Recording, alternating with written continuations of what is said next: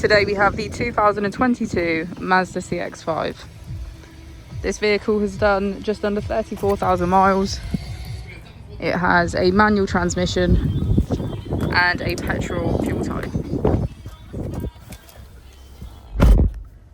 To the left of our steering wheel, we have voice control and hands-free calling, as well as automatic headlights and our keyless ignition.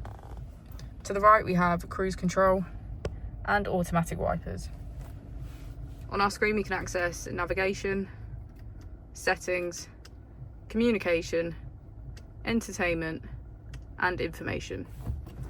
If we put the vehicle into reverse, we can see that it comes with a rear parking camera with front and rear parking sensors. Just below, we have our dual zone climate control with heated seats on either side. Just above, we have our heated steering wheel. As we go into the back of the vehicle, we can see that it has a full leather black interior and get a good view of our sunroof.